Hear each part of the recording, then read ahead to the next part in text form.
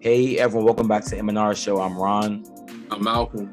And today we have a very special guest. We have a DC native, another one, Darius Miles, a University of Alabama basketball player, former IMG basketball player, former Roosevelt basketball player. We don't get into all the schools he's been to, he's played for, but I'll let you all know some more stuff about himself. I'm Darius Miles. They call me Freak, Big Freak, however you want. Yeah, for sure. I go to Bama, University of Alabama. I play basketball. And, I'm from DC. So, all right, man. So you came up with the light-skinned space, showing the light skin with the sunlight hitting and everything like that. I just want to make sure that's why they just call you Big Freak or something. I don't know. Nah. I'm a freak of nature. All right, set me up now.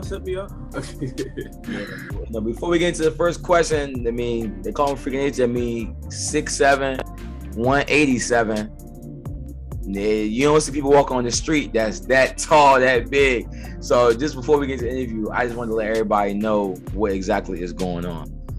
Now, for the first question, I just wanted to ask, how was it growing up in Washington, D.C., this period as an athlete? I ain't gonna lie, it was tough because you gotta stay focused. You can't let the wrong crowd, you can't hang around the wrong crowd, you can't get into the wrong things. But the people I was around, it was more easier because they forced me to, stay away from all the things they was getting into, so I could stay on my grind and so I could, get out. Yeah. So you had different things, since you had to try to get out of your grind and stuff like that, make sure you just get out of the situation that you was in. Why did you choose basketball out of all the things that you could have done? Honestly, I felt like I had the best future in this sport. I played football. Nobody know, but in middle school, I did volleyball for a year. Don't nobody know that, but I just had the most talent in basketball, and I fell in love with it at a young age. So. Ain't nothing wrong with volleyball now. I tell you, hey, you get your hot stuff in volleyball. It helps you out in basketball. I don't think people understand that, but I guess I get what you're saying. I do though. Yeah, I know a lot of people don't know you did go to Francis Stevens Middle School, correct? And Francis, when I was looking at Francis, had a lot of athletes for sure. They had a lot of players that were doing a lot of things in basketball specifically. So, what part of DC did you actually grow up in? Let's talk about that. I grew up in Southeast. My grandma, she had an apartment in Park Naylor. Okay. That's over there, close to Good Hope Road, Pennsylvania Avenue. That's up the street from Pennsylvania Avenue. So, I grew up over there. Most of my family grew up in that neighborhood. So. Okay. How did you feel about the fact that you went to school and stuff like that, and you never was able to win the championship? So how do you feel about that? Because I understand people come into high school, their main goal is to be able to win a championship, and that just did not happen. Which it's understandable, but how do you feel about that based on your personal though? I ain't gonna lie, it was tough. My mom could attest to it. It was tough for me because I'm a winner. That's all I want to do. I hate losing. So the fact that I get there to the championship, then I lose, it was a little irritating. And then I seen when I left and went to MG, all my childhood friends, I started seeing them win championship. Then we could have won one at MG, but we fell short. So it was a little tough. But I got one last year though. So. For sure, Sweet 16, for sure. SEC, but yeah, I know a lot of people probably don't know he's been to a lot of big schools, but people don't know that you started at Roosevelt, which is a public school in DC. But Roosevelt is a school in DC that's a public school, but it's producing people that are doing a lot of big things out of Roosevelt. So while you were in Roosevelt, what did you learn from being in a smaller program, but still a program that's producing stars, athletes? I learned a lot from Coach Rob, and then my dad, he was one of the assistant coaches on the varsity team, and then he was a head coach the JV team. So I mean, I ain't gonna lie, I learned a lot. Like they helped me realize like school is important. Cause being a public school, you know, like most people, they think like school not really, but like they maintain like the academic part. Yeah, I learned a lot on and off the court. Like that was really like a year that I got to see like where I was as a person and as an athlete.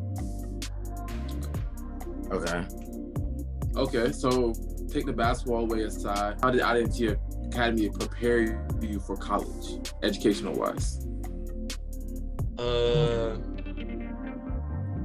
I ain't gonna lie, they gave like, it was more of like, it was a lot of work. Most of the criteria came from like a college aspect. It wasn't exactly college work, but it came from like that material. Like, so like, I mean, and then they made sure like it wasn't no, like you couldn't have no absences. If you missed the test day, like it's straight fail. You can't make it up unless you got that note. So like, I mean, it really put like college academic side into perspective. Yeah, I have like a double question going on what you said. So first, I want you to talk about like your recruitment process to IMG Academy, but then I also want you to talk about your relationship with Kenyon Martin Jr. Personally, I'm a big fan. So I want that deep dive into Kenyon Martin Jr. If you all don't know, Rockets player, probably gonna be their starting power forward, small forward this year, stud player. So I know you can give that deep dive into him for real. What's the real Kenyon Martin Jr.? I ain't gonna lie, he work hard. Like that's my dog. Like that's my guy. I ain't gonna lie, he work hard. Like I seen countless hours in the gym. People always counted him out, even because his dad, like he was a top. You know what I'm saying? Like he came out. I think all-star. Yeah, so they counted him out, but like he stayed on his grind. He made sure like to stay in the gym, and like his bounce stupid, like for sure. One hand, but I don't hear nobody saying that. People say like he can't really shoot it, but like you leave him open though, he'll knock it down at a good percentage. So he be working. And for the other question about the recruitment, like how were you recruited to IMG? Like how did that go from I think you was at Roosevelt, St. Thomas, then IMG. So how did like the recruitment go for that? So I was at Roosevelt, then I went to St. Charles, and then so if the head coach at IMG, which is Chad Miles, he had got a head coaching job. He was at Massanutten Military Academy, and I'm a city kid, so I really didn't want to do the military type school. So it was a school in Texas that I had originally went to. Somebody had DM me on Instagram, and I had seen the school, so I had went there, visited. Then I ended up committing like the day that I went there, and that's when I got a call the next day from Chad, and he had just got the head coaching job of IMG. It was like he gonna take a player with him, and he took me, so I took the opportunity. Okay, special. That's a good opportunity. So another thing I would like to talk about more about IMG, because everybody understands the broad thing of IMG looking far away. We're looking at IMG has one of the better athletes, in the country, to be honest. And everybody has this outside appearance, as in they train differently, they do a lot of stuff differently. So explain to us about how IMG athletes, how they train, like how they are trained that's different than, let's say, you went from high school. Like how was that different from high school? It was totally different. Like, number one, they surround you around a lot of like-minded people, like from middle school. Like it's middle school kids that go to that school. So it's like you're around a bunch of people that want to be successful in the sport world. And then like so far as like the working out, like you got it. Like it's nothing else to do up there but work on your game. And like if you go to IMG and you come out better, you gonna look like a fool. You see what I'm saying? So it's like you work out, you wake up. Sometimes you got morning classes or afternoon classes, depending on what sport you play. You wake up. If you got afternoon school, you go to lift, then you work out. No, first you lift, practice, then you work out. Then you eat, then you go to school. And after class, 9 times out of 10, like everybody want to be better at whatever they do, so you gonna get that extra work in. So after that, then you go back to the gym or to your little facility, and then after that is by the time there's bedtime. Yeah, and so basically it's a 4-day grind for sure. Full day. Okay. So since like you know, you're that age group, but how do you feel about like the social media stars like Mikey, Imani Bates? Like how do you feel? Because if you haven't seen his highlight tape with IMG was 10 out of 10. So you know how it feels to have that overtime highlight tape that's viral. So what do you think about like the social media stars that are the high school basketball players? Like from seeing like back then, like they didn't have all that. So now that they got it, like they put them in a better position to better themselves and better their family lives. So like even with the NIL now, they millions and millions of followers. So now they can make money to feed their family. They ain't gotta specifically worry about the process of going to college and going to the league. Like worrying about money, that's out the window, especially for them kids. Like, I mean, they put themselves in a good position by working early. So, I mean, that's really all I can say. But they buckets though. I ain't gonna lie, I give them that though. Okay. All right. So, now you left IMG. You having all these offers, a couple D1 school offers, but you chose people widely know as a football school, the University of Alabama. So let's get to that. So let's tell us about this decision of going to the University of Alabama. So truly, like a lot of people don't know, like my story kind of a little crazy. So like coming out of high school, I had schools calling, but none would really give me an offer. But I had some cool little offers, but I always wanted to go far away from home. So I was at IMG, and Coach Brian Hodgson, which is one of the coaches up here, one that recruited me, he came to recruit another player on the national high school team. And we was playing at the time. So he had seen me play, and he was like I like him. And then our relationship started building from there. So, I mean, before then though, I never talked to a coach from Alabama. Alabama was not, that's what drew my attention to come here, because it's like that's love. Like for you to go somewhere to recruit somebody else, see somebody else, and you want them, that's big. So yeah, I saw Georgetown was on your list. If Georgetown gave you an offer. Now in DC, Georgetown is like our biggest school for basketball. So how did you basically tell John Thompson III, you're like, nah, I'm good? Like, what made you not pick Georgetown?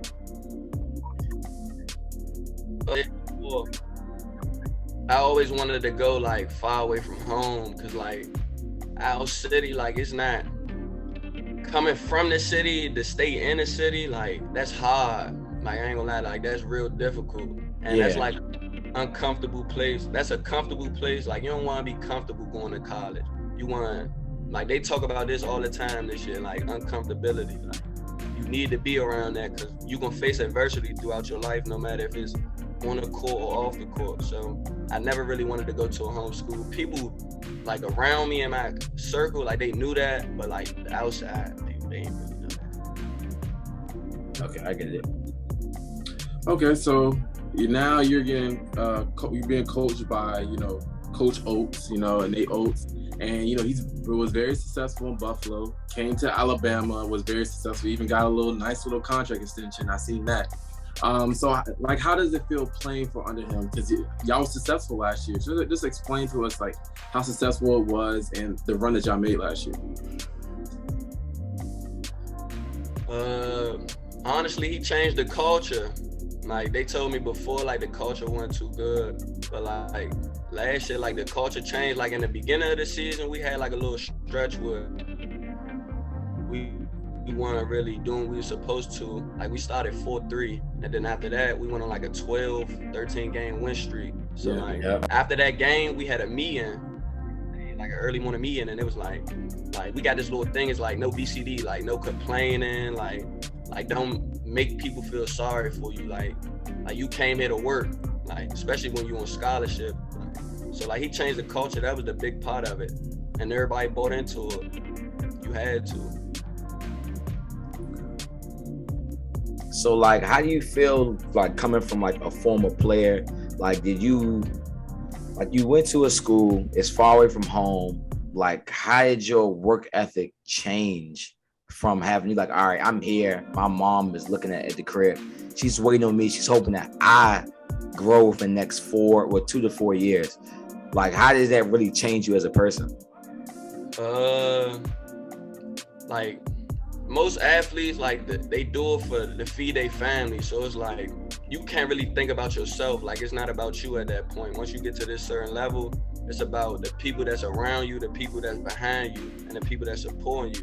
And then once you get to this stage, like you're not the only one that was a starter on your high school team. You're not the only one that averaged 20. Like you're not the only one with bounce. So it's like you got extra things to work on, and the people around you gonna push you because they're gonna show you like they could do the same thing that you can. Definitely understand that. So, well, back to my question before about y'all went to the NCAA tournament. Y'all had a little run. Explain to me that run. I understand that it's COVID, so it was a lot different than, let's say, a regular NCAA tournament where you have a lot of fans in the building. Yeah. Explain to me like that run, that run that y'all had, because it was a very good run. It was fun. Like that's what really helped us out in the long run, because like the bubble, like a lot of people didn't want to be in a bubble. So like it was really just making things fun. Like when we grew up as kids, the game was fun. So now it's a business, but you can't lose the fact that it's still supposed to be fun. Like if you're not having fun doing something that you love, then you honestly don't love it, or maybe you just need to stay away from it. Like, the main, like even Herbert Jones, that's my guy, we call him Turbo. He said it after the game, ain't no pressure when you having fun. Yeah. It came out. You're right about that. So, I get that. Now, I mean, because a lot of people might not know your skill set. Because I don't think you've been 100% unlocked at the University of Alabama yet. But I think this season is where you're going to start to really show your skill set. So now the people that don't know what you can do, I want you to explain your skill set to everyone. Most people, because I'm 6'7", 6'8", they think like I'm supposed to be like a 4 or like a big man or whatever. Like, to be honest, there's really no big man on this team. Like, it's like we got wings, we got guards, and then we got like forwards. Like, we don't really have no big man for real, except for this shit, Big Charles, Big Betty Yako, that's my man. Like, really, like, I'm a guard. I say I'm a guard. I can pass. That was an ability that I grew up on, just passing. I love to pass. As I got older, though, I started scoring more. So, like, now I can score at a couple levels. I can shoot it well. And now my bounce, it's coming soon. I'm top floor. That's all I'm working on this year, top floor.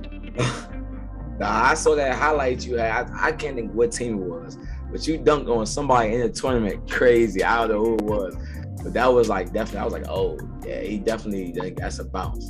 I was about to say, I'm thinking of a smooth play. Yeah, I said, whoa now. Okay. Nah, for sure.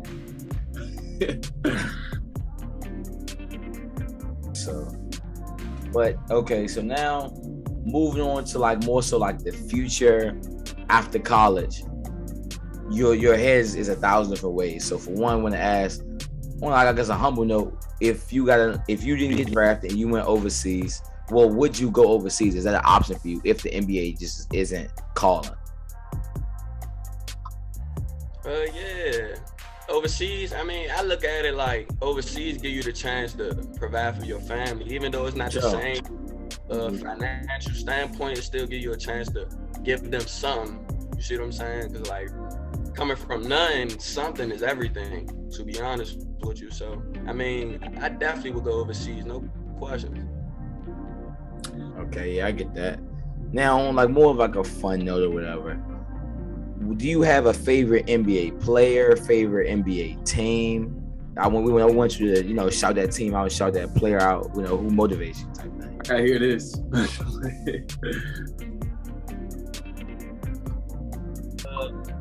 don't really have a favorite team, but my favorite player is Kevin Durant, though.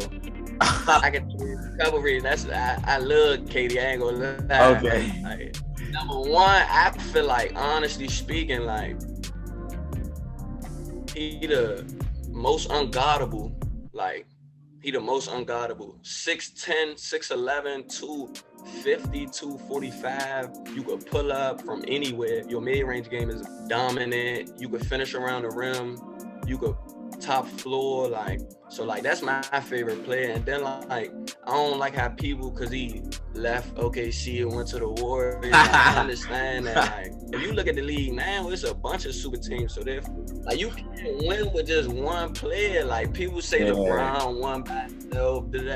No, he did not. Like, he had studs on the Heat. Like, people don't. Like, that's when I be telling people, like, y'all not really basketball fans, because, like, a stud will get it done. Like, how the Suns, studs got it done. Even though they came up short, they got it done, though. They got there. Nobody ever thought. And I told them early, before the Lakers and the Suns played in a series, I told the whole team in the locker room, I'm like, the Buck and CP gonna send LeBron home this year.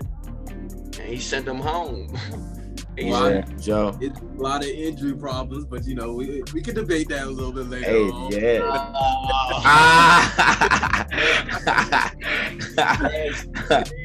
The Nets did. I mean, it was injury problems with the Nets. Yeah, injuries too. With the Nets, for sure. Right. Yeah. Winners don't make excuses. That's all I can say. Right about that. Hey, coaching y'all right now. With no problem. Hey, Malcolm, you got any final questions though, Malcolm? That was my last question.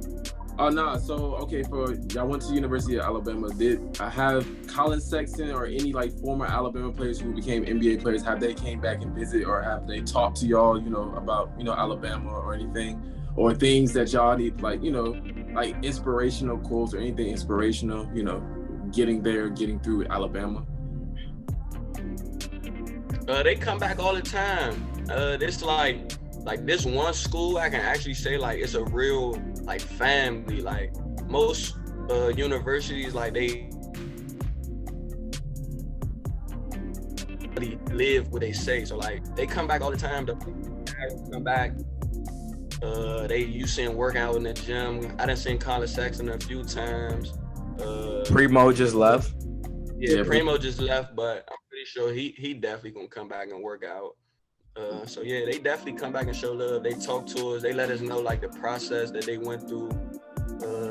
Before Herb got drafted, we got this little thing called culture meeting. Like I was saying, they changed the culture. Yeah. So we got like a culture meeting, and before Herb got drafted and he left, he came. The dude that run the culture meeting, his name Arnie. He had Herb come back and talk to us. We got to ask him questions. So, like, they very useful. Okay, that's tough. Yeah, nah. That's love though. But again, you know, just thanks for coming on. I think we had a heck of an interview. You answered a lot of questions and a lot of different things. So, you know, again, just thanks for coming on. Hey, man. I appreciate y'all for the opportunity. This is my first interview, to be honest with y'all. Oh, really? Thanks for the opportunity. Hopefully we can do this again. Yeah. Appreciate y'all. Hey, man, before we even go, what's your favorite football team, man? I gotta have a good football team, man. What's your favorite football team? You from DC? I need to hear. You represent DC? You represent DC? Washington? Keep it 100, though. I'm gonna keep it above with you. I'm from DC, right? That's the exact reason why I don't have a favorite NBA or NFL team.